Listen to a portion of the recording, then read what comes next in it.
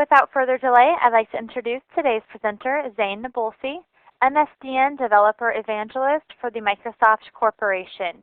Zane, you now have the floor. Thank you, Sarah. Hey, everybody. How you doing today? I got to get this out.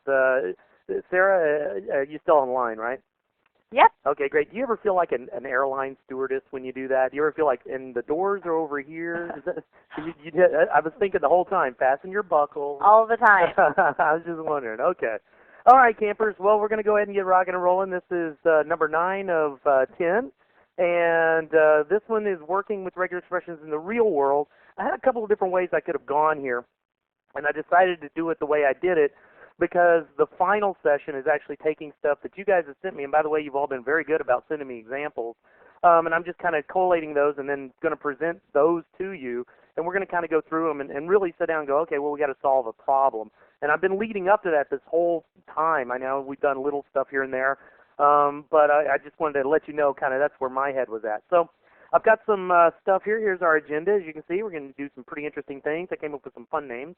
And, of course, as usual, we've got the voting question of the day. Yes. Did you have a good Labor Day?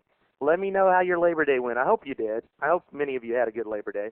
But if you didn't, well, it turns out that I get paid anyway. No, just kidding. Go ahead and get that good Labor Day info in, sort of. Yet notice there's no on here. I was very careful not to do that. We don't want to get depressed this early on. All right, good job. Looked like most everybody had a good Labor Day. Good news. I hope you did. Yeah, ask me later. I hope you did. I had a pretty good one. I played a little BioShock over the weekend. I don't know if you guys have heard of that one or not. I'm getting ready for Halo 3, obviously, to come out. So pretty excited about all that goodness. Although I'm having problems with the hacking tool in BioShock. So if any of you know about that, get with me. All right, so moving right along, though. Good news, good news. Everybody had a pretty good Labor Day weekend. Some session prerequisites. This is number 9, so hopefully you've done parts 1 through 8 by now. If you haven't, then you haven't been listening to me, and hopefully I won't leave you too far behind on this one. Obviously, a regular expression testing tool, you know the one I prefer, Expresso by now. I left optional on there. I meant to take that off. That's not optional anymore, not this level. And I think I took it off last time, but I didn't take it off this time. And a sense of humor, not really optional either. You really want to have a good sense of humor when you're dealing with this stuff. Okay, so disclaimer, of course, I'm very opinionated, so the opinions I give are mine, not necessarily Microsoft's, as you well know. It would be cool if I could speak for Microsoft, then I'd do something cool like give Zane all my money. Okay, so what's the agenda? Well, let's hop right into it. First thing, we're going to talk about using regexes out there, right? So what do we do now? So I taught you just a ton of stuff, right? Absolutely a ton of stuff. And what do we do with all this stuff now? So what's it like out there? Well, again, we've got a lot of theory about how the regex engine works, and that's great, as well as the reality. I mean, I'd like to think we've done a lot of heavy realism. The last lesson was a lot of theory, of course. But given that, then, we should have a pretty good idea of how an NFA engine is going to work. Now, remember, I am talking about NFA engines here, not DFAs. You know the differences now per the last lesson, and I'm really focused on that type of scenario here, because .NET obviously uses an NFA, which, more to the point, a traditional NFA, not a POSIX NFA engine. And we really want to understand the real-world use for the knowledge that you have, right? It's really something that presumably you're actually going to go out in the real world and use it. Here's where the simple becomes complex, right?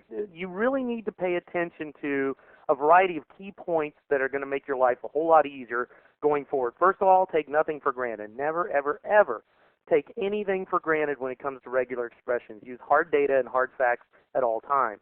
Always apply your knowledge of how the engine works. Now that you are aware of the whole transmission bump along and all that cool stuff, backtracking and all the things we've discussed in the last lesson, you really need to critically apply that knowledge and make sure you know the engine you're using at all times. Remember, there are different types, aren't there? There's the DFA, right?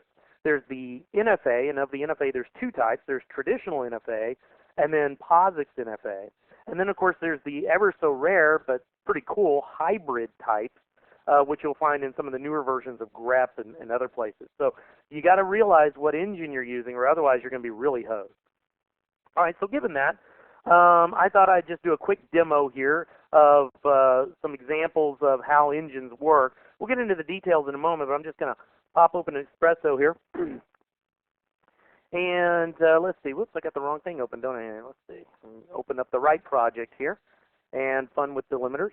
So here, what I've done is I've just got some delimited text with commas.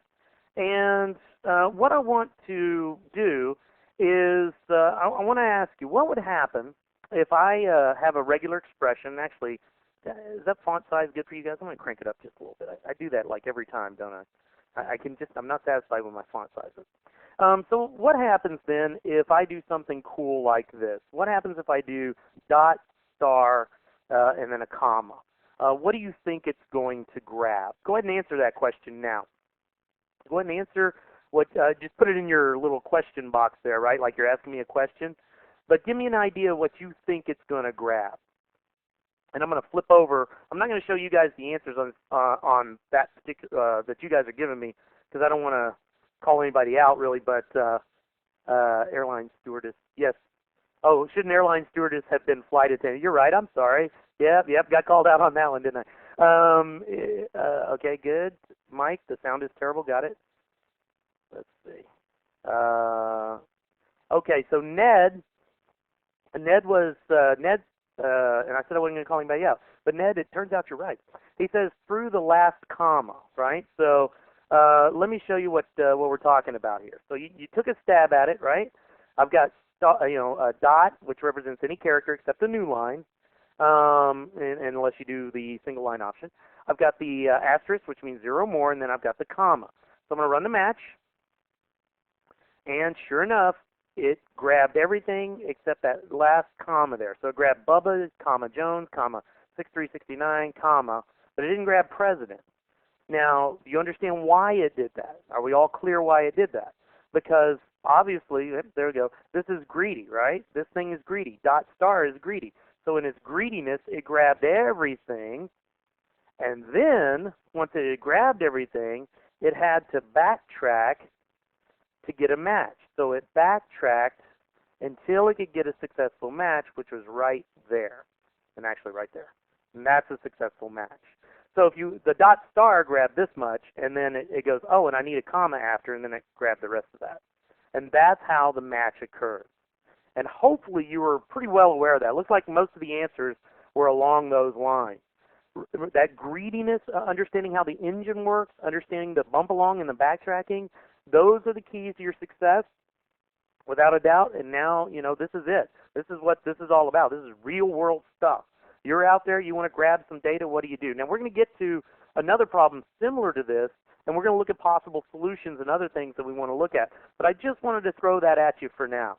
I wanted to hit you with that and kind of leave you hanging for a little bit until we can get to re-examining this. All right, so what does this mean? Knowing now or coming across this issue that we just had, it means that everything depends on your knowledge of the engine, right? The engine you're using and knowledge of it is everything if you truly want to create good regexes. And I consider constructing a good regex like playing chess. Every move matters, right? You ever play chess with somebody and you kind of take the piece and you hold it and you just hang on to it and for like 20 billion years while you're looking around the board? Well, that's the way it should be with your regexes. Every time you add a component to a regex, you hold on to it for a second, look all over the regex, all over the board to make sure that move isn't going to screw something else up or hose anything. And then when you're ready, you can let it go. So it's just like playing chess. And if you're not into chess, then it's like playing Stratego or something. Find a game you dig. Okay, so given that, let's go ahead then and talk about some other things. And this one's going to be a little funky. I've taught you a heck of a lot.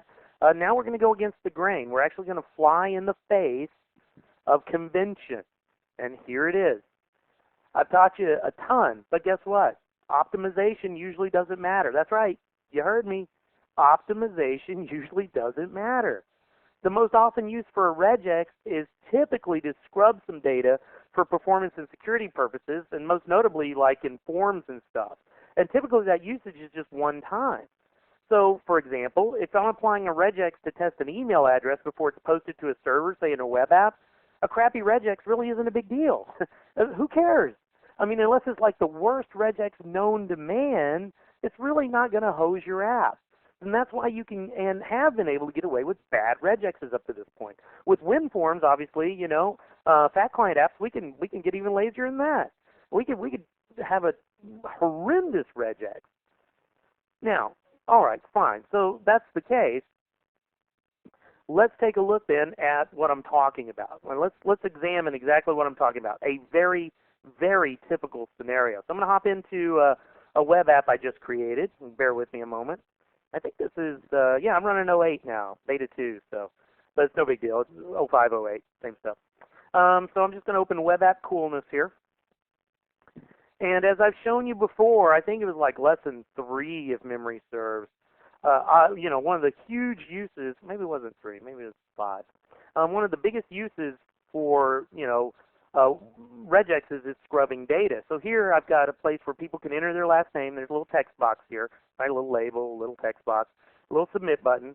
And tell me, please, what is the simplest thing I could do in this application to throw a regex onto it and check it against that text box? Yeah, I could do a lot of things, but tell me what the simplest would be at this point, please.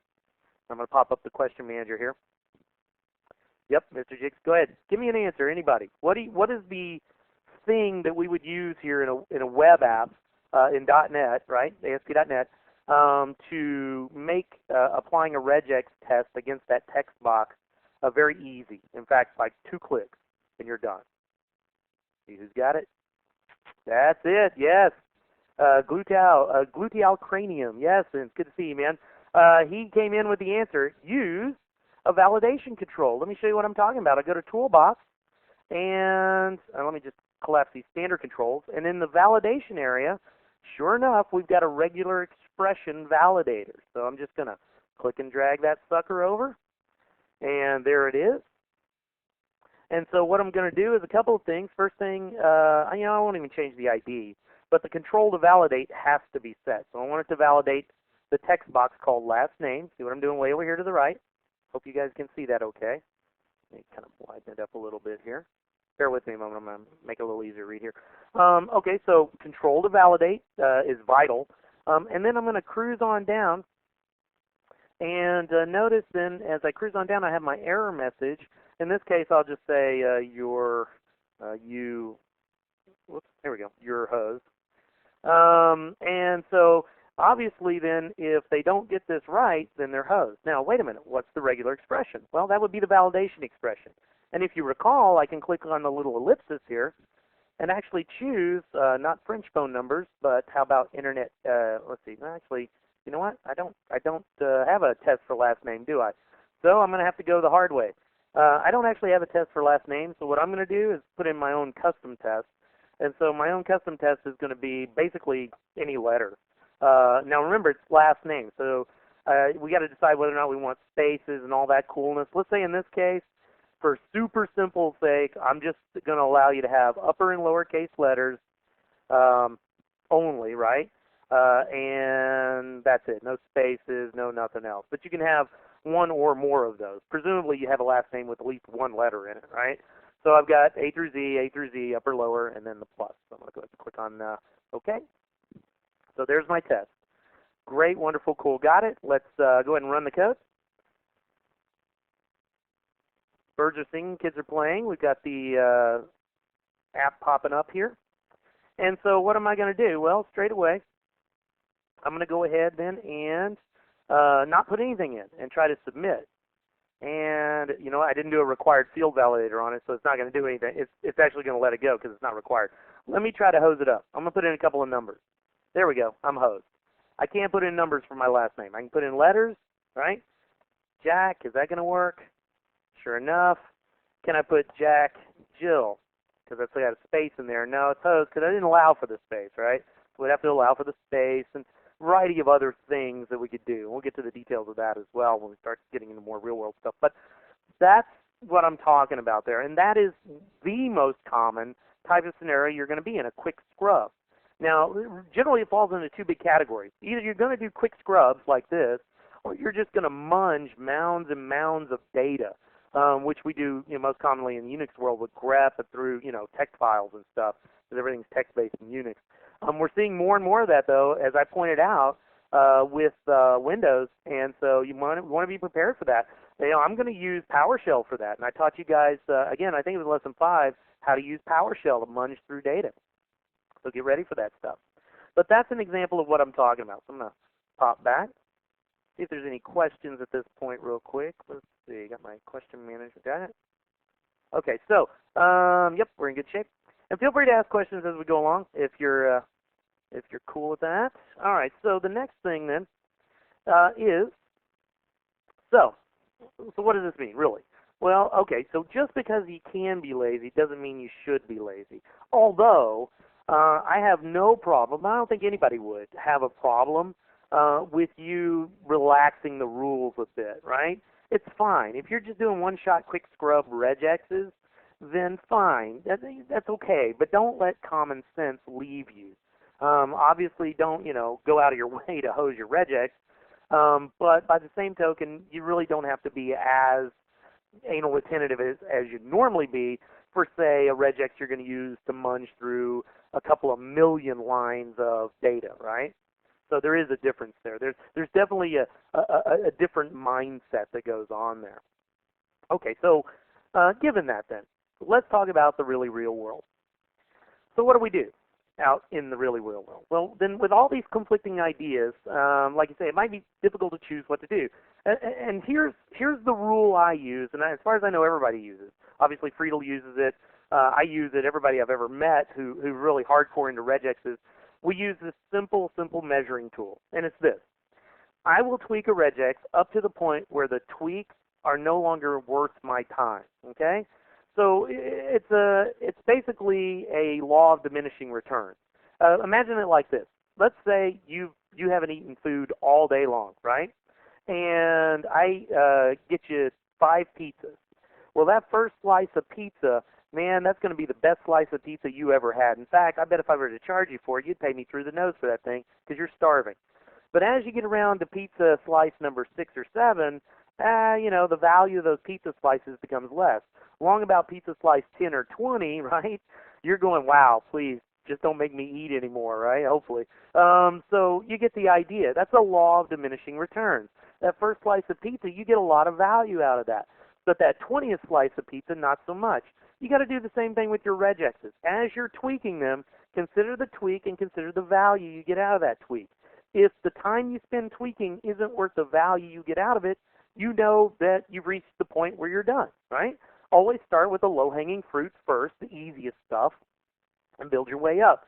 There are certain ones that give you huge gains, some that give you minuscule gains that really only some freak who just spends all their time doing regexes would care about. And to Friedel's credit, by the way, he actually says, yeah, it's cool to chill out a little bit. So I really dig his approach. Okay, so here are some huge points to consider as you go along. Seek correct matches over optimization. If you're going to optimize, if you're going to take all this wonderful stuff I've taught you and put it to use, the first rule is always go for the correct match. Get something that works correctly first, then go back and tweak. Never choose optimization over a correct match. Now, some of you are going, well, that's common sense. Well, you'd be amazed. Actually, you'd be amazed because a lot of people seek first to optimize, and then they'll go back and make it work. Well, the heck with that. Make it work, then go back and optimize. That's what I say. And a lot of people agree with me on that, including Friedel.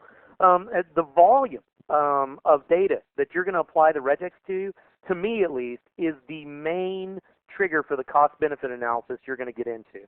All right, so if I'm doing a one-shot scrub, then that's not a huge volume of data.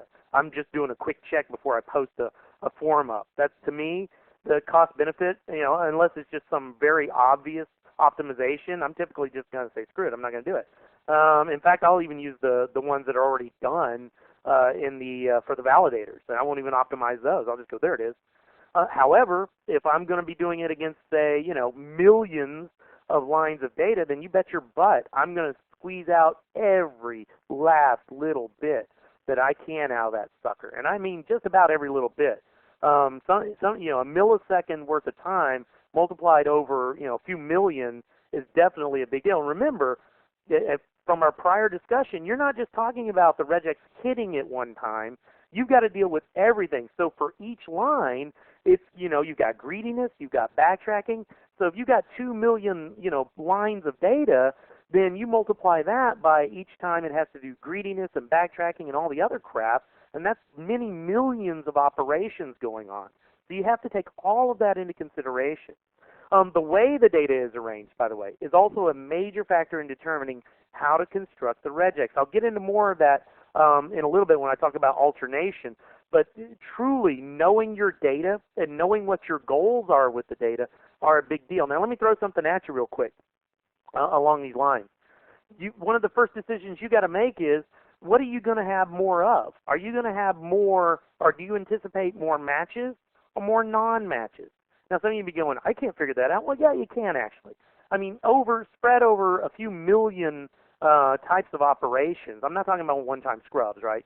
But spread over large volumes of data, if you don't know your data, that's a problem. Assuming you know your data, then you have a reasonably good idea over what you expect, matches versus non-matches. And within that, even the kinds of matches that you might reasonably anticipate.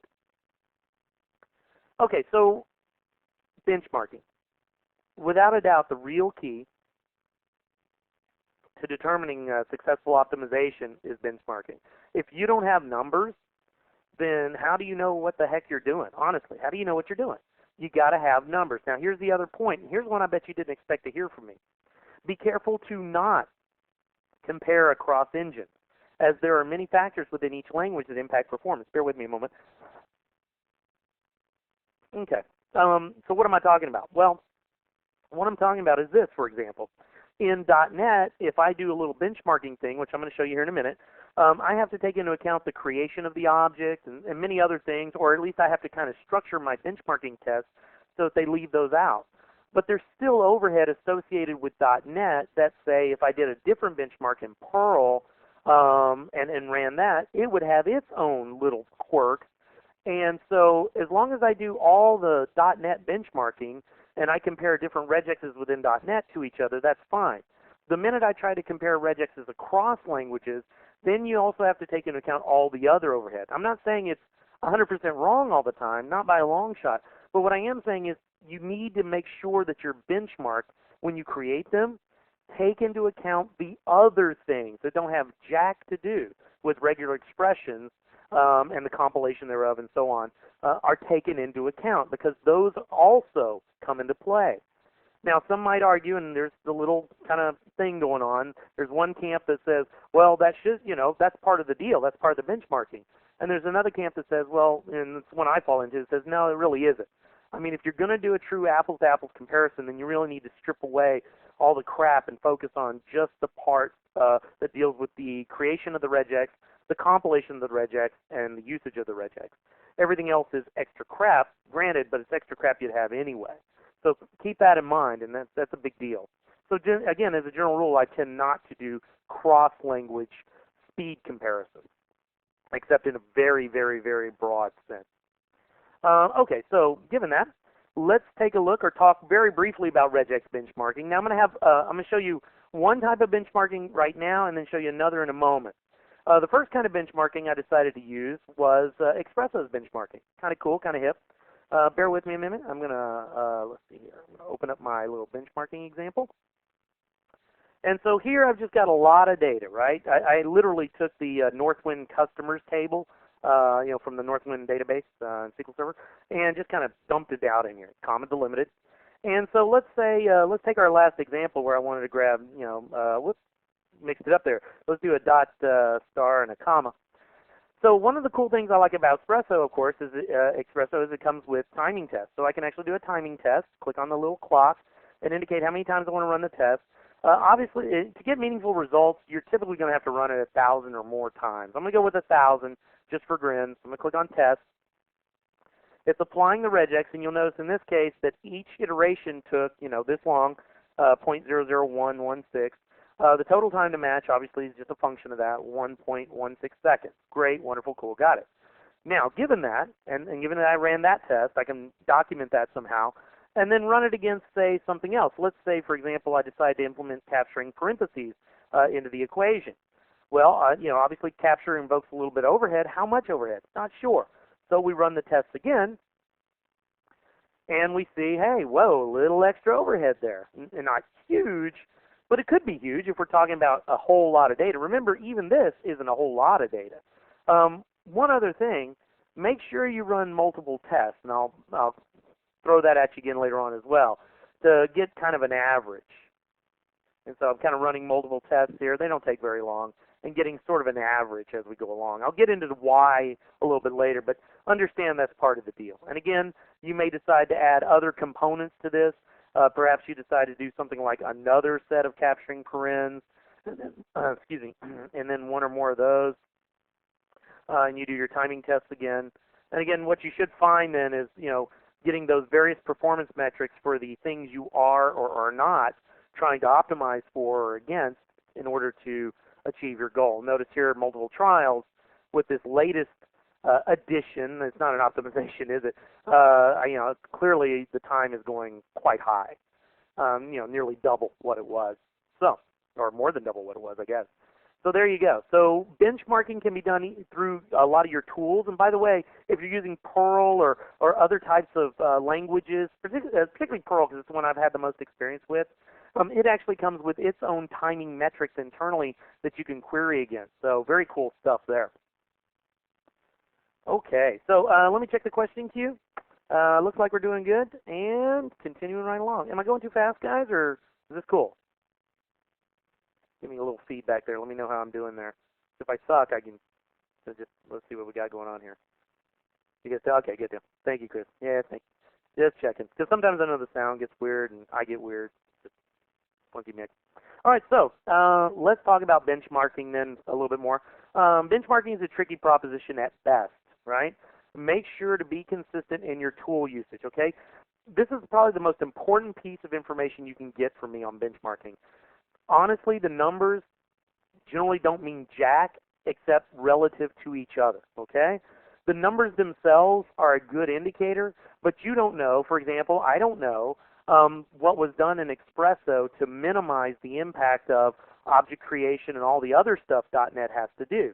So given that, and given that I don't know those details, I'm just going to go with the numbers as is and use them relative to other things, other trials that I run, and then use the relative numbers.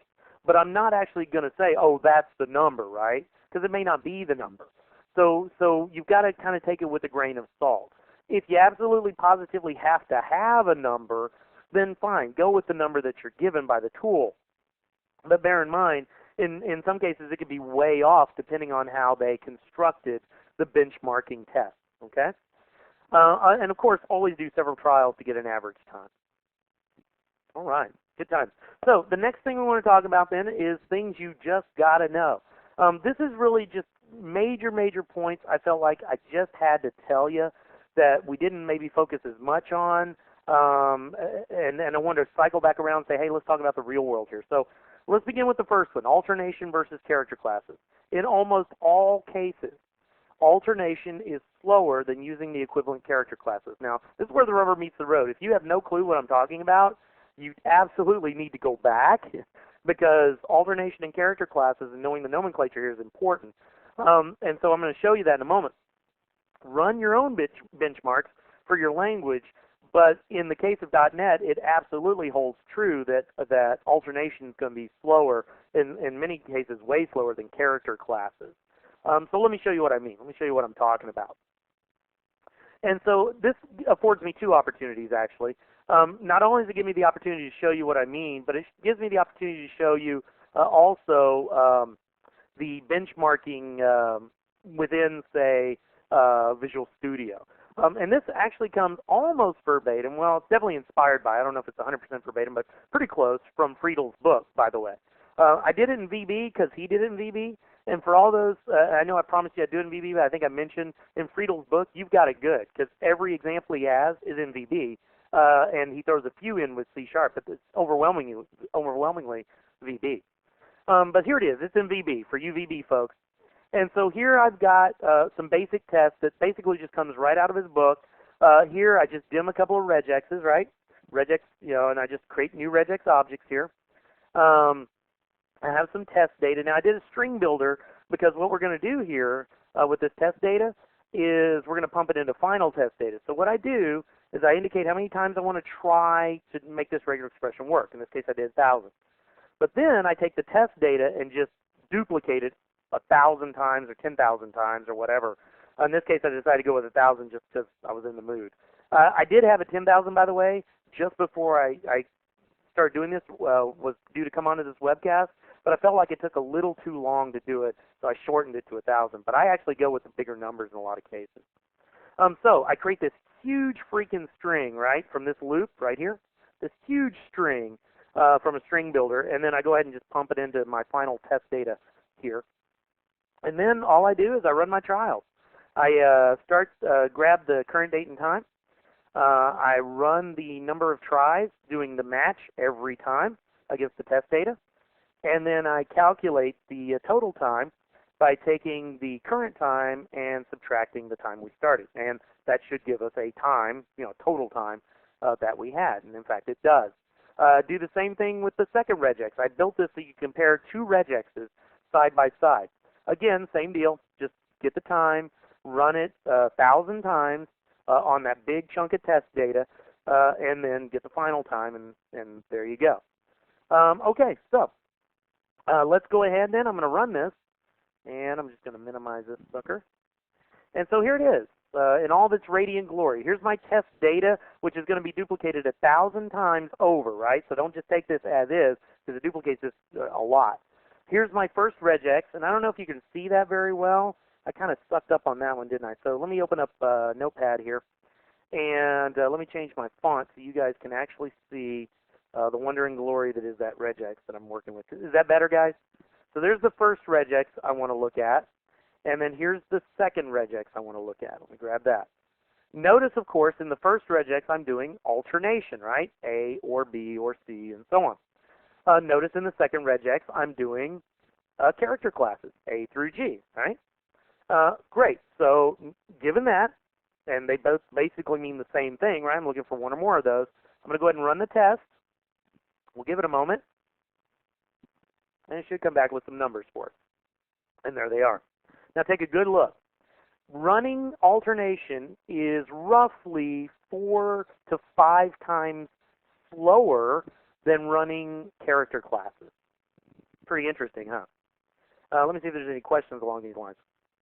Thank you, thank you. Sarah chimed in there. And so, great, wonderful, cool, got it. But let me tell you something that occurred to me when I saw this. What occurred to me was, wait a minute. I'm doing capturing parentheses here. And by the way, I haven't done this yet, but I thought, I'm doing capturing parentheses here. That might have something to do with it. So I'm going to do a non-cap paren example and see if we can get a little better result. So I'm going to go ahead and put that in there. Uh-oh. Try that again. What happened there? There we go. Whoa. Okay. Not sure what's going on there. So I'll just type it in manually then. That's some weirdness. But, okay. I'm not sure why it's doing that. But whatever's doing that, kind of interesting. At any rate, anybody know why it's doing that? Somebody want to give me a hint? I got no clue why it's doing that. That doesn't make any sense. Oh, you know why? Because I've got I've got to do it in my, boy, I feel stupid. Let's try that again. Okay, so on the repaint, that's why. Here we go. Okay, there we go. That's when those paint events come back to haunt you. There we go. Okay, so I changed it there. Now let's run the same trials again, this time using non-cap parens, and see if we get a little closer to the mark. Aha! Check it out. Check it out. Now I want to do a few trials here, though, just to make sure I'm not getting false positives.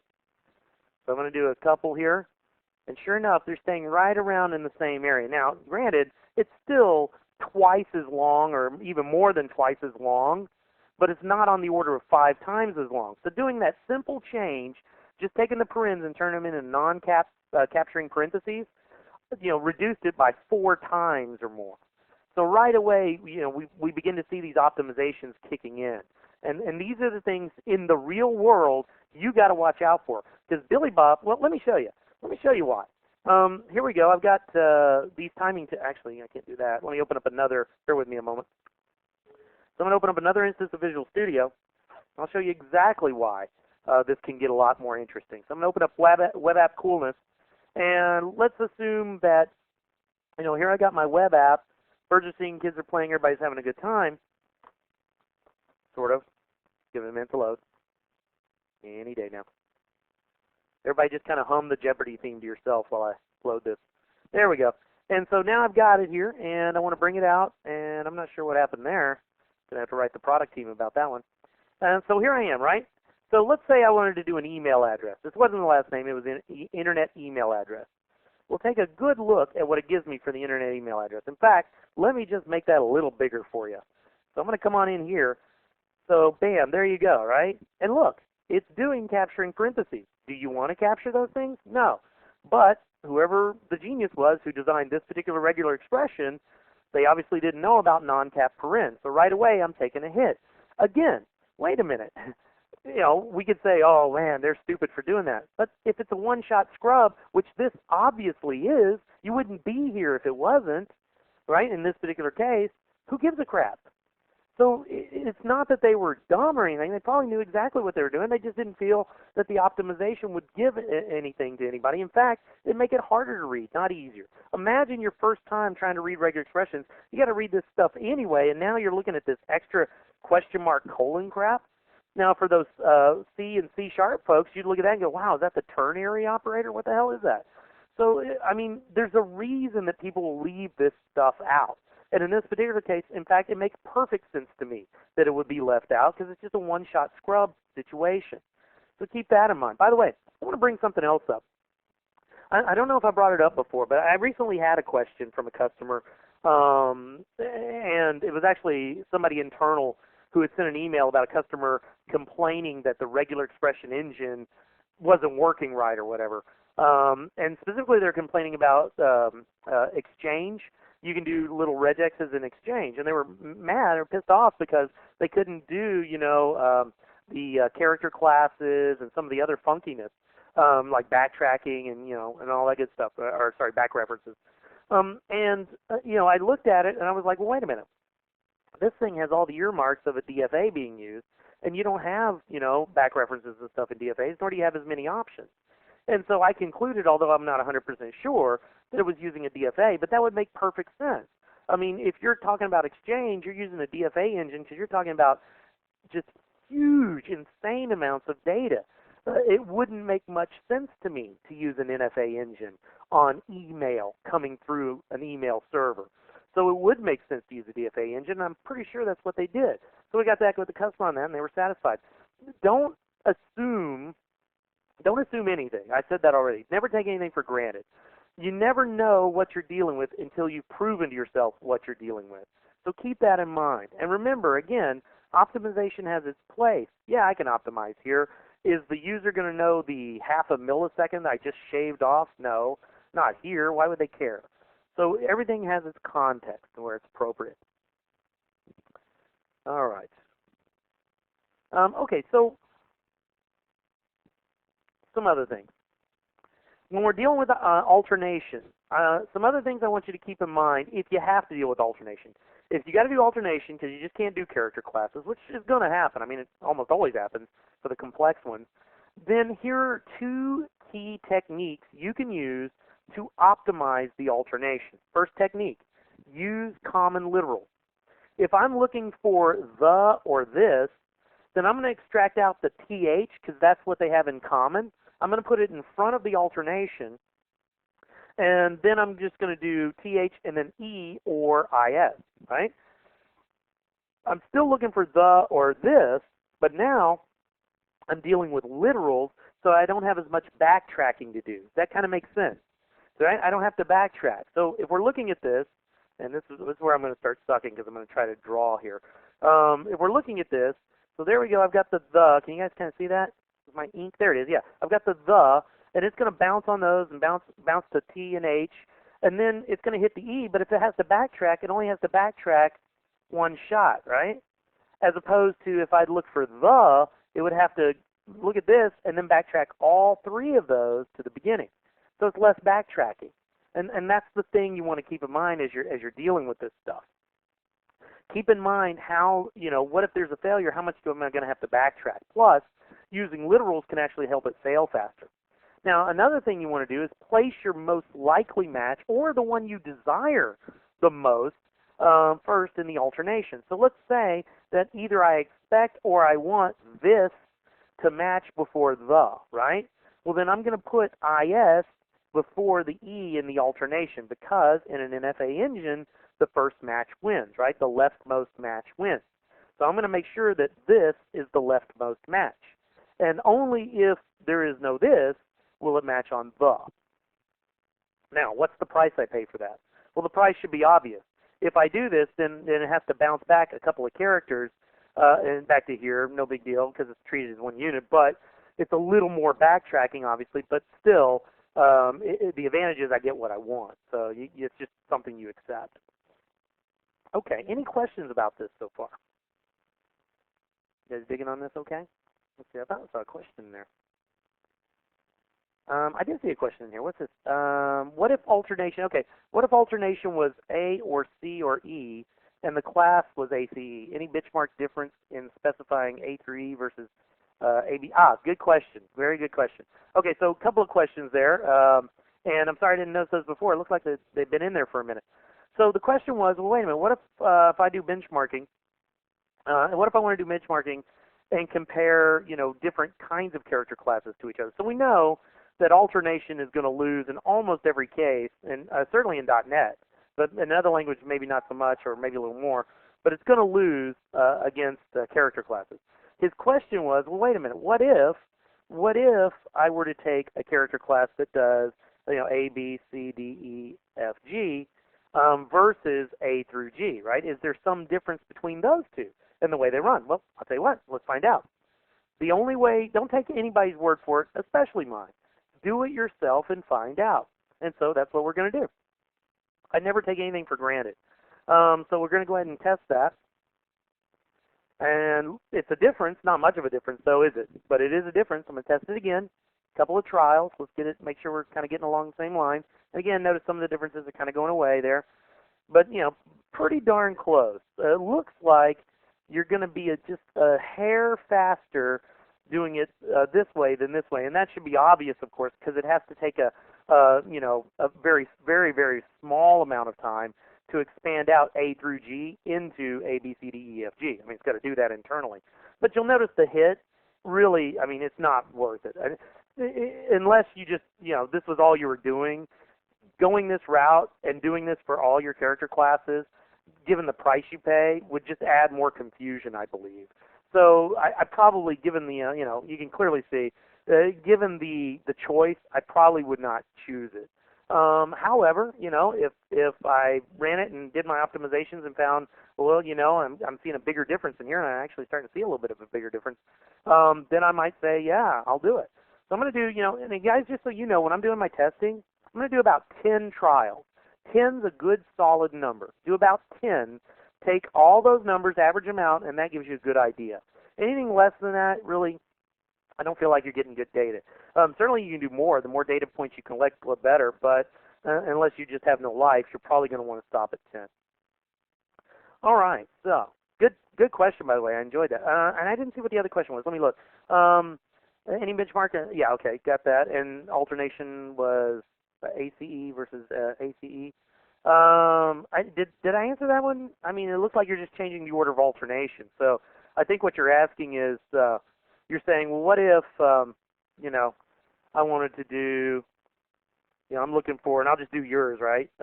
Let's do non-cap, just to, get a little close. A or C or E, because it's a certain order, right? ACE, versus A or C or E. Are we going to notice as much of a performance hit? Let's find out. Because again, we're dealing now with a smaller amount, right, of data. A smaller amount of testing that needs to be done. Hello. Yeah, no. I mean, it's clearly this guy wins hands down, and I'm not even registering on here. It's so small. So, and it looks like the other one finally. Let's see. Yeah. I mean, it's kind of too small to test. I'd probably have to crank up my numbers a little bit to really get anything meaningful. Bear with me. I'll do that. If this is, guys, if your data comes back too darn small, the answer is real simple. You crank up your number of tries or you crank up your data. In this case, I'll crank up the data. I'll do, how about 100,000, I think, given the size of this. So I'm going to crank up the data. It'll take a second to build, so you got to bear with it. But you really want to get, at least something that's on the radar. So we'll let it go, and still not happening there. Let's see. It's still going? Maybe it's just taking too long. No, it looks like it's not even showing up there. And I killed it. Oh well. So you want to crank those numbers up, get your iterations going. Yeah, I'm going to change that. Let me do this. Sometimes the different numbers, here's 100,000. Try that one. I don't like ending with a non-working example, so I've got to get something here. I've never let the dark angel of demos win. There we go. I got some data now. Again, notice about twice as fast, about what we expected, right? And still about the same relative distance.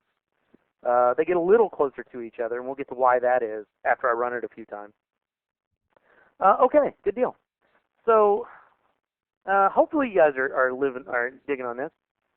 And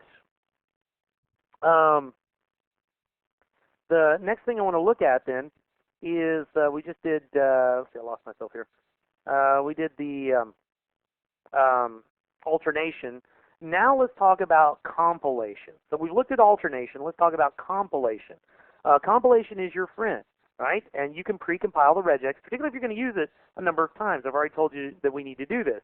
I'm actually going to show you the effects. Here we can use the regex options.compiled if we're going to use a regex over and over again. So let's take a look at the impact of compilation. So bear with me a moment. I'm going to change this out again, change it back to what we had before, B or C or D or E or F or G, and then A through G. Okay, so now we got the right comparisons going on. The test was a little larger. I guess if I want to go back to normal, I should crank this down, right? 1,000 trials, 1,000, on this string here. Okay, so now we're back to relative normalcy here. Okay, so just to remind you, here's the test without compiled set. We'll get some test results. There they are, right? Not huge, about what we expected. Then that's without compilation set. Now let's set compilation. And so now I'm going to come back into my benchmark test. And again, bear in mind, I'm going to have to crank up the numbers here, but I'm going to do a comma when I create this and say regex options compiled. In fact, I'm going to do them both compiled. If I can get the right option. There we go. So regex options compiled. So now I'm going to compile them, pre-compile them before I use them. Go ahead and run my benchmark test. And let's see if compilation has any impact. And sure enough, it does. Notice, in fact, it has a much more pronounced impact, if you'll notice, on the alternation than it really does on the character class. Very interesting, don't you think? So pre-compiling for the character class, yeah, we get a little bit of a nudge. Not much, though, right? But heck, for alternation, look at that sucker. I mean, that really helped. So the pre-compilation really helped quite a bit. Very, very useful data. So there you can see an example of where you would want to definitely sit down with your benchmarks and test this thing and go, wow, what's going on there? And can I get any gains out of that? Looks like I got a question. What is my email address, the speaker's email address? Speaker's Zane, and his email address is, you can write to him at Bubba Jones. Just kidding. No, I'm just playing. I'm at Zane, N-A-B, at Microsoft.com. Woo, yep, there we go, Microsoft.com. Zane, N-A-B, at Microsoft.com. Feel free to email me anytime. As I've already noted before, by the way, don't email me with something like my server is down, how do I fix it? Because 2 months later, you'll get an email back from me and I go and reboot.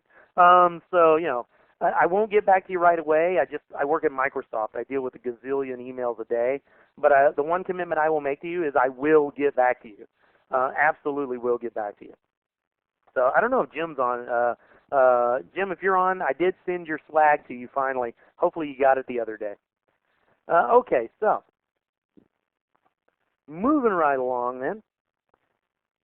Here's something we didn't really talk about. either. And hopefully you're doing okay then with the compiled stuff. Hopefully you're loving that compiled idea. I don't recall if I actually showed you that. I think I did, but I don't think we did actual benchmark metrics. I think I just kind of went through it just to talk about it. But now I'm showing you actual data and numbers that you can work against. This is the next thing, caching. By default, the last 15 regex objects used when calling, stay with me, static methods are cached. Static methods. Objects are cached anyway, right? They're put in the garbage collection. We have them there, and we've got various other caching mechanisms that take place. I'm talking very, very specifically about using the regex class's static methods. And believe it or not, it actually only does 15 by default. You can actually change this by using the regex cache size property. And this will probably be the first time any of you have seen this. It's kind of deep down. You got to dig into it to get this information. So let me show you what I'm talking about. And actually, you know what? I guess I can close that guy. Okay, so let me show you what I'm talking about. I'm just going to hop into my caching example here. I think there it is, cache size. So I've whipped up a little caching example. And again, I want to reiterate, look, I haven't created a regex object. I didn't dim blah as new regex. I'm using the regex class directly and calling the static match method, right? Because even if I were to say dim my regex as a new regex, right? Great, wonderful, cool, got it. But then if I say my regex dot cache size, you'll notice it's going to bark at me. Why? Because I can't use cache size on an object. I can only use it on a class. I got to assign a hang on. I'm not proving anything there. There we go. Now I'm proving something there. Read that. Access the shared member, blah, blah, blah, through an instance, right? So you can't get to cache size except through the static members. So keep that in mind, right? This isn't for objects. This is strictly if you're going to use the static members. But if you are going to use the static members, in this case, I went ahead and did, this is about 25 or 30 different regex matches I'm doing. Now, I probably want to capture that, but I left off all that crap. I'm just doing the match, just to get clean timing results. I've got a test string here. Wonderful, cool, got it. And then I've got my start time and my end time to do the measurement. All right, so what do we do? Well, I'm going to begin by just using the default cache size of 15. I'm going to go ahead and run this code. And you'll notice it'll give me some timing results here. Any day. Kind of long. Maybe I should shorten it by like 10. I might do that. Yes, it's going to give me results any day now. And so when it does finally give me my results, hopefully we'll be able to say, oh, look, there's some results. And everybody will have a good time. We'll hold hands and sing happy songs around the campfire. Any day now. What did I do? I must have jacked up the caching somewhere. I still have cache size set to like 2 or something somewhere. No, I didn't. Weird. All right. Well, it's like the Energizer Bunny, so it's going on and on and on. So I'm going to stop that. And so obviously it's taking a while, isn't it? So let's try this. Let's go ahead then, and I'm just going to access the regex class directly and set the cache size equal to, and I know I've got about 25 or 30 different things going on here. So instead of 15, which is the normal, and what happens when it hits that 16th regex? Well, it's got to force one of the other ones out, right? So it can only hold 15 in cache at a time. Well, I'm going to change the cache size to 30, and let's see if that has any impact. Maybe we'll get a result sometime this century. And so now running it now, we've increased the cache size. Hopefully that will afford us an answer relatively quickly. And it's still going. There it is. At least it did come back, right? The other one, it went on and on and on. I had enough time to read a book. At least this one popped back. So you see here that I can change the cache size and actually improve my results if I'm anticipating using a lot of or doing a lot of different regex compilations here with the static members. So using this to your advantage is definitely a huge, huge advantage that most people don't know about.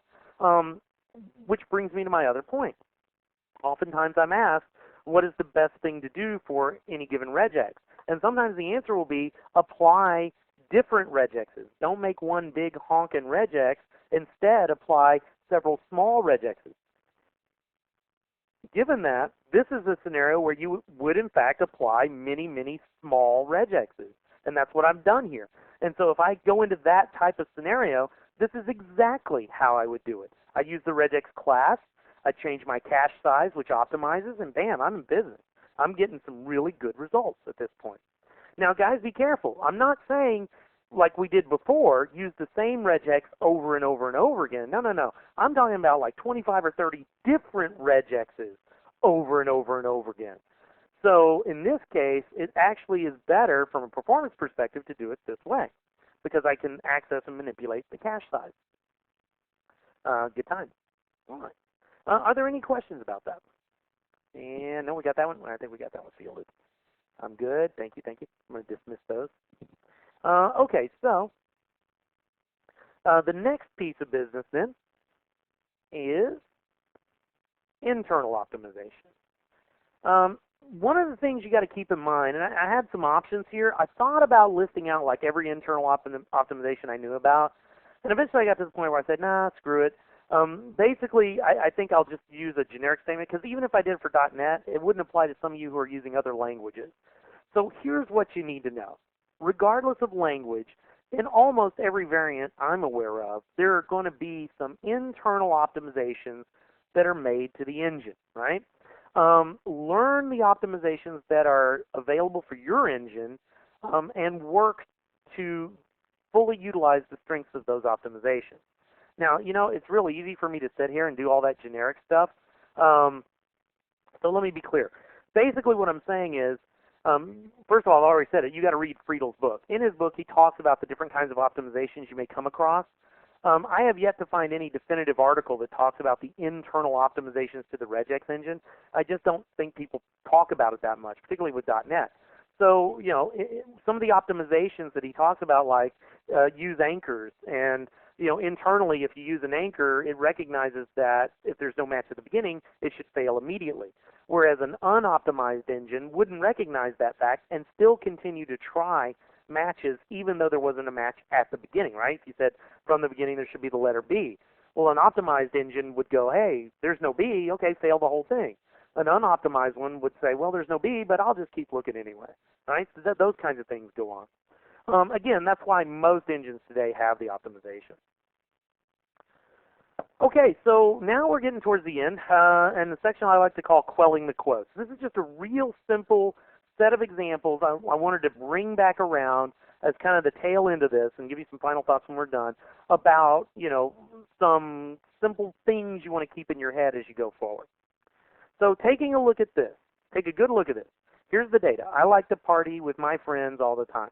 There's the regex, you know, quote, dot, star, quote. Given that, given what you have there, and taking into account what we had before, the answer to this should be fairly obvious to everyone. I hope it is. And we know then that from a capturing perspective, that it's going to capture, right, from here to here, right? From there to there. I can't draw a straight line, that sucks. From there to there. Why? Well, because we've got the opening, right, quote there, and that's right there where that funky arrow is. Then we got the dot star, which is greedy. So it's going to grab everything, right? So it literally goes all the way to the end. But then because it can't get the final quote on that match, it then turns around and backtracks to this point, just like the other situation we talked about with the comma. So this is an expected result from this type of demonstration, and I'll prove it to you. Let me go ahead and just to show you and make sure we're all on the same wavelength here, I'm going to go ahead and yank this up, and we're going to look at how we can optimize this thing here. Blah, blah, blah. There we go. Okay, so there it is. Same stuff. And I'm going to run the match, and there it is. And so clearly it captured everything from the opening quote here all the way to this other quote down here, which is exactly what you'd expect. Now, I want to warn you about something. This is kind of interesting, and I'm not 100% sure why it's doing this. I guess it's encoding, but when I copied and pasted this stuff from my example, my slide deck, I copied and pasted. This is a copy and paste from my slide deck. And then what I did when I first did this is I actually just put in a quote, dot, star, and then quote. Now watch this. This is kind of interesting. I'm going to run this, and look, no match. And I actually scratched my head over that for a long time. I was like, what the hell is going on?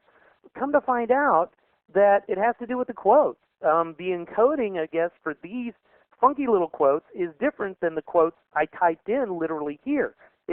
So if I literally copied and paste from my slide deck, it works just fine. Now, it has nothing to do with optimization or anything else. That's just a quirk of the tool. But man, oh man, that'd make your life pretty interesting if you didn't know about it. So I'm telling you about these little things now as well. Kind of watch out for that. Kind of interesting.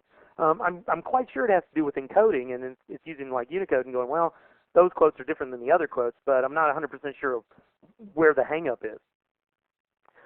Okay, so given that, let me see if there's any questions again. No, still no questions. Man, you guys are a quiet bunch today. Ask those questions. I love the questions. Ask away. We know what happened, right? We obviously know that greediness kicked in and backtracking and all the other good stuff that we should know about now. But how do we deal with it, right? And what do we do with it? Well, we've talked about greediness, and we've talked about the impact of greediness. How do you suggest? Go ahead and, this is your chance to give me that feedback. What change could we make to this thing so that the greediness doesn't happen? Give me an idea of the change we need to make. I'll make it even easier on you. It's obvious we want something in quotes. Tell me what I need to optimize within the quotes here to say, look, no greedy. What's a better alternative to the greediness? Because the greediness is screwing us here. Give you a second to answer that. I'll play the Jeopardy theme. I'll hum it. Dun dun dun dun dun dun dun dun dun dun dun dun dun dun. Never thought you'd see that one coming, did you? Dun dun dun dun dun dun dun dun dun dun dun dun dun dun. Time's up, my contestants. Let's see what we got. Okay, yeah, Mr. Jiggs. Okay, you're right. It is right. Different encoding. Andy suggests using make it lazy. Okay. One or more characters to quote. Okay, good enough. All right, so good answers. Good answers all. Now let's examine this for a moment. Let's truly examine it. We know that this is being greedy, do we not? This is absolutely greedy. So one suggestion was, why don't we make it lazy, right? We add the question mark. And I run the match, and sure enough, it works. But there's a problem. Oh my goodness, what's the problem? Well, let me explain. Can I draw on this? Is there a drawing thing here? I don't think there is there? That'd be nice if I could kind of draw up in here. All right, so let's take a look at this. What's the problem? And the problem is this. Let me change my font. Now, you're going to need much bigger font for this. All right, so here we go. The problem is this. I start with the quote. So we do the bump along, and bear with me, I'm just going to do it here. We do the bump along until we get to that first quote. And we go, aha, I finally found a quote. Yay!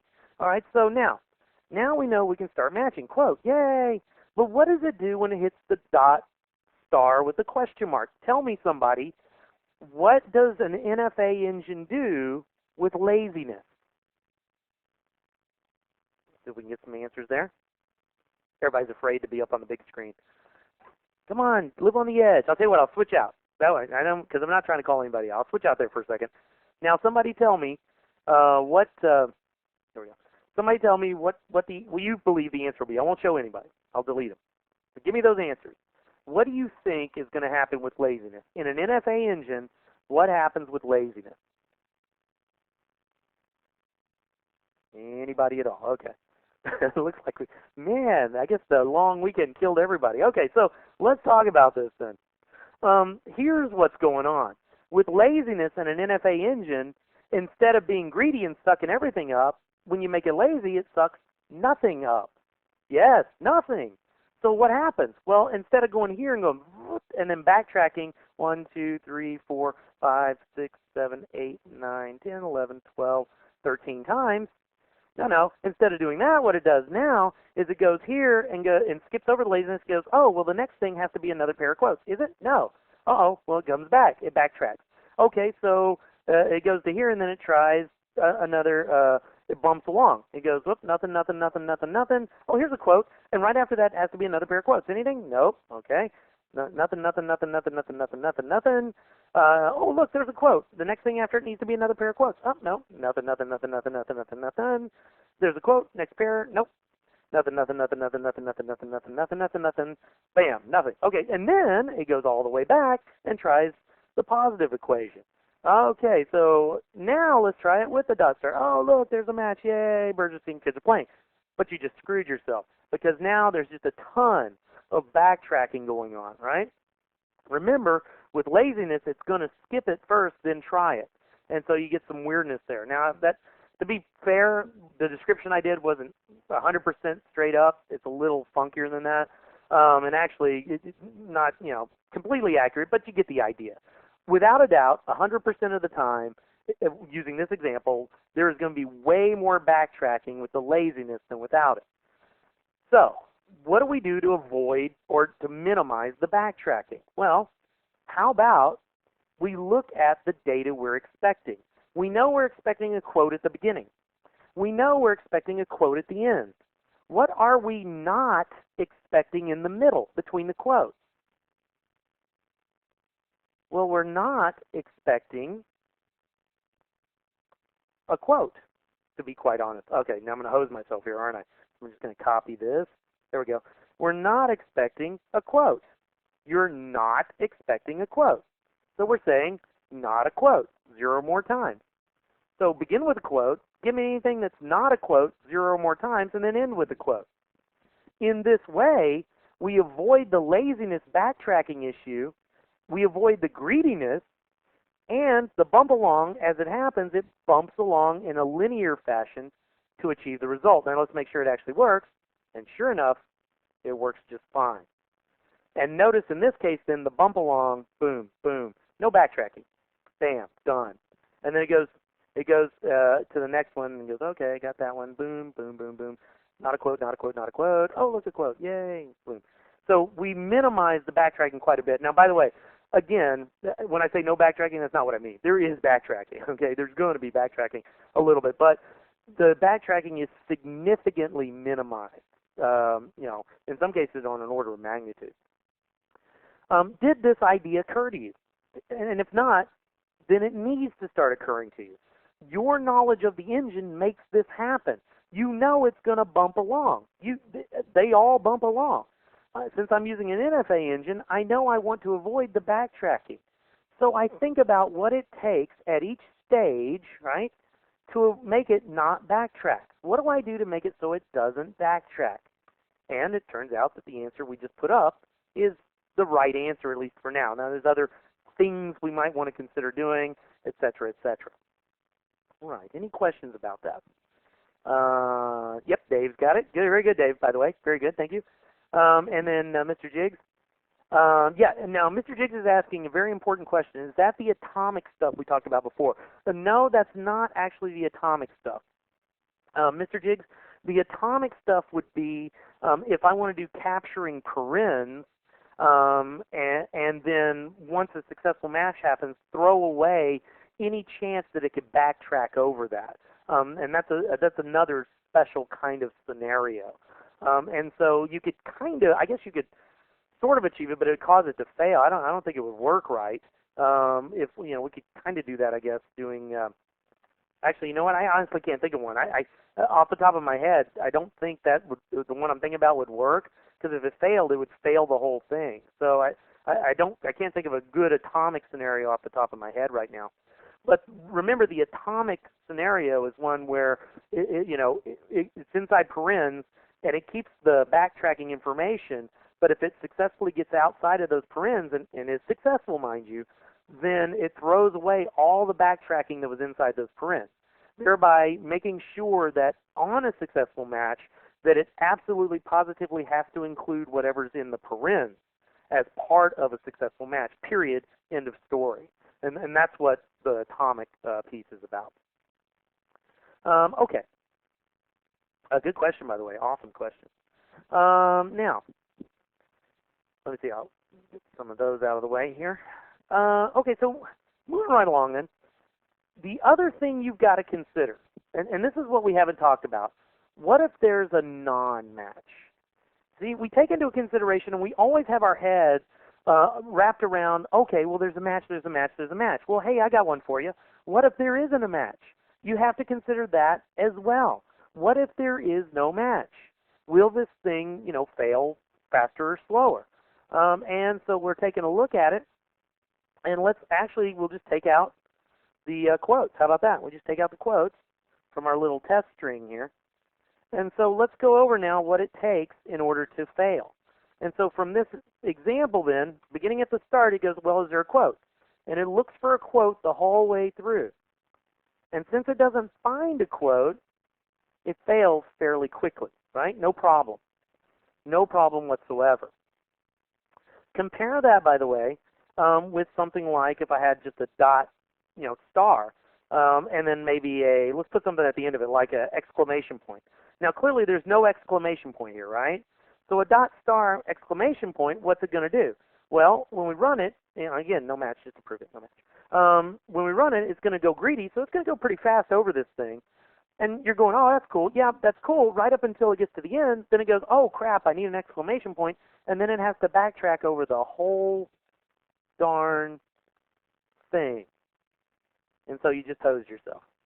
So that really wouldn't be a good one, because I know a lot of people are thinking, I'll just get greedy with it, and then it'll fail faster. No, it won't, because remember, it still has to backtrack to try a successful match.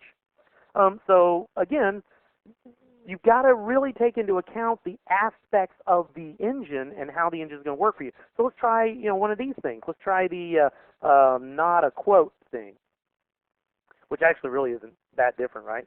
The not a quote thing with an exclamation point. Again, same situation. But in this case now, actually it's worse, because now greediness doesn't kick in, so it has to go slower over each one of these. So you get it both coming and going, right? Wow. So it's actually worse in this case, not better. It gets really freaky. So you gotta, again, you gotta be real careful about what's going on here. Again, tons of backtracking and all kinds of stuff I haven't really illustrated there. There's a lot of freaky stuff going on there. I hope that makes sense. Guys, is this making sense to you? Does this make sense to you? Give me some feedback. Let me know. I want to know if it's making sense to you. In fact, I'll put it up on the big screen. Let's see here. Give me some feedback. I'm here for you. I'm just going to go with dead air now. Any feedback at all? I think you guys put me on mute and just play it. And then thanks. I'm just going to force it. I've got the core few who actually give me feedback. Thanks, guys. Okay, so moving right along. And we're almost to the end. I know they gave me the space and now I'm filling it, right? They took me to an hour and 30 minutes. So how do we fix the problem? Well, we got to take into consideration how the engine works, right? Like we said. How might we speed up a match or a fail? And remember, here's the key. What are you trying to do? Are you expecting more matches or more failures? If I'm expecting more failures, then I want to speed up the failing opportunities. If I'm expecting more matches, then I want to speed up the matching opportunities. And that needs to make sense to you within the context of the amount of backtracking and greediness and other things that come into play. So literally, you sit down and you actually just count it. Literally, and I'll just use my fingers or whatever. 1, 2, 3. I mean, you count it up. You figure out how many times you got to bump along, how many times you got to backtrack, and you do all the equations there and figure it out. It really comes down to a raw numbers game. Okay, so, and that was going to be my last demo there, the new stuff, and that's actually the one we just did. I showed you that already, so I'll skip over that one, because that's the one where we solved it, so that was the new stuff. Okay, some final thoughts, just deep thoughts by Jack Handy. Never, ever assume anything, okay? Always test, always test, always test, and by the way, always get raw numbers. Just testing, if you go, oh, I tested, that happened to me. I went to a guy, and I said, well, why are you using this? Well, I tested it, and it was faster. How'd you know? Where are the numbers? Oh, well, I didn't have any numbers. It just went faster. Do what? What the hell are you talking about? No. You got to have numbers. I don't care if the numbers are a little off, as long as you're doing an apples-to-apples comparison. If you're using the same testing tool for different regexes, that's fine, right? You'd screw yourself if you're using, different testing tools. So use the same testing tool on the regexes you want to compare, and then compare the numbers to each other. Remember to always code for correct matches first. Always make sure it's working right first. You got to test the successful match, you got to test the non-successful match, and you got to test against funky data of all kinds. Sometimes optimizing for no match is the way to go. Again, I want to reemphasize that. If you're expecting many more non-matches than matches, then you, using your knowledge of the engine, want to optimize for that. And then, of course, just see the ball, right? Danny, see the ball. All right. So, some tools and resources. I've mentioned it on just a couple of gazillion occasions that you need to get a hold of Friedel's book. Now, if you don't know what I'm talking about, you've obviously missed the other sessions. I'm not even going to pull up the image. I'm going to make you go back and look at it. His book is the definitive work. I mean, everything I do comes from that. Everything that I think anybody does, to be perfectly honest, with regexes, is going to come from his base level of work. And so, then we have the MSDN documentation, and you want to pay attention to the documentation. And then, of course, the number one most important thing is your brain and your knowledge of regular expressions. Absolutely. Extremely important. Your next steps, send me examples if you want them considered for the final episode. The last one's it. I'm done. I've got to move on for my commitments and other stuff, so I'm going to do a new set of a series. And I know I've been really bad. I haven't put my link up on my, whoa, hello. Looks like, let's see if it comes back. Hopefully you guys, I know you can still hear me. I've got to put the link up for that last episode. So I commit to you guys I'll do that sometime this week. But please send me, if you haven't already sent me, either stuff you're working on, stuff you want to work on, or stuff you've already done. I'll choose some of those to put in the final episode. And then it's time for a little Q&A here. So let me do the question manager real quick. Looks good, yes. I hadn't realized how important the backtracking is. Mr. Jiggs, you're absolutely right. And you see now, right? And thanks, Al. You think I'm great? Thanks, man. I appreciate that. Seriously, you know what, guys? As near as I can tell, I'm getting a lot of kudos. They're using terms like rock star and stuff because you guys are making it happen. You guys are giving me great scores on these webcasts, and I want you to know I do appreciate it. You guys, if it wasn't for you, I wouldn't get paid and I wouldn't be elite. So thank you. And I appreciate you guys hanging with me through all this. I'm going to go ahead and hand it over to Sarah now, and then I'll come back for questions after she's done doing her thing with the survey. All right. Thanks so much, Zane. And as Zane mentioned, we're going to do the final question and answer session here in just a moment. So if you have any last-minute questions for Zane or just any more kudos for him, go ahead and type those in now to the question and answers pane. And to view any upcoming webcasts or to view a copy of today's webcast, please visit Microsoft.com/webcast. And to print a copy of today's PowerPoint, just simply go up to File and click Print to PDF. It's as easy as that. I'm also going to be putting a survey up there for you in just a moment. Click on the links provided in your interface, fill that survey out, and give Zane the great survey results that he deserves. So Zane, I'll hand it back over to you while they fill out the survey to answer any last-minute questions. Great, thanks, Sarah. Let me check the queue real quick. Let's see. Hey, I'm glad, man. Gludiel says he's digging it, right? Chris is asking, how would you optimize that last demo? The last one with the quotes. Let me go back to it. And there's a variety of techniques, and I hate to do it, and I've done it a lot, and it sucks to be me, I know, but to be perfectly honest, Chris, you optimize the last demo depending on what you expect. If I'm expecting more failures, then I'm going to optimize for a fail. And what would be the ideal situation then? Well, the ideal situation, believe it or not, would probably be go with greediness. Yes, I have backtracking, but I have a lot less backtracking. Now, wait a minute. There are other things internally that will make it fail faster as well that would really help. For example, if I could do anchors somewhere, that would be nice.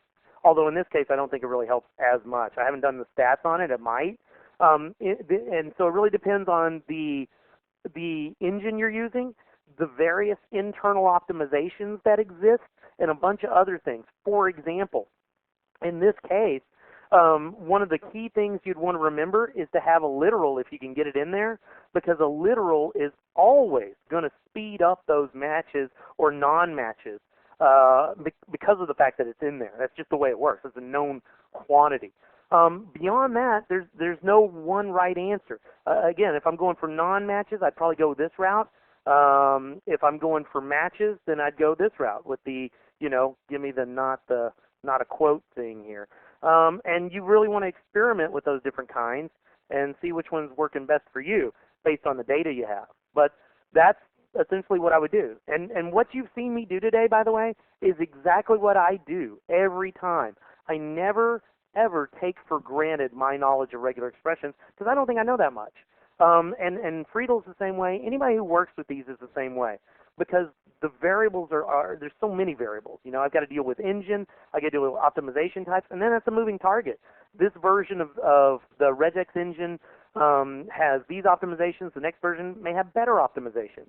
So I've always got to go back and rethink my commonly used regexes and say, okay, well, what are the new optimizations? Or are they still working the same way? I've even seen occasions where upgrades actually screwed up an optimization and it de-optimized my regular expression. So you got to keep all of that on your mind when you're going through this thinking process. Your two best friends are going to be a tool of some sort and the ability to get timing statistics. Again, as I said, the times don't mean much to me, but the relative times from one regex to another means a heck of a lot. And so that's kind of there. Now, hopefully I answered that question. I hope I did it for you. That just wiped out the survey. What just wiped out the survey? Oh, man, did I just wipe out the survey? Oh, guys, I am so sorry. I screwed it up, didn't I, Sarah? Yeah, it's okay. I went ahead and put it back on. Hopefully only a couple people were filling it out when you clicked on it. Guys. So, yeah, no worries. Sorry about it, guys. It's back up there, and Zane will promise not to touch anything. I swear. I got so excited. I was like, let's pop over. Okay, and then Tom, and I won't switch over, is there a good string way to test if you're on an NFA, DFA? Absolutely, Tom. You want to go back. Tom, were you at the last one? On the last one, it's real simple. In fact, I'm going to type it in here. If you type this into your regex engine and run it, it'll let you know whether you're using NFA or DFA in most cases. And it's basically you do NFA or NFA not on, and that's the regex, on test string, which is NFA not, right? So I'm going to post to all. So and I can do that, right? That doesn't wipe anything out. That's how you test it. And go back and look at my number 8. In fact, go back through 1 through 8 if you haven't, but particularly episode 8 where I showed you how to find out. Now be careful because then you may also need to do additional tests to find out if you're using POSIX NFA versus traditional NFA because there are some key differences that kick in there. Okay, so watch out for that. But that should do the trick.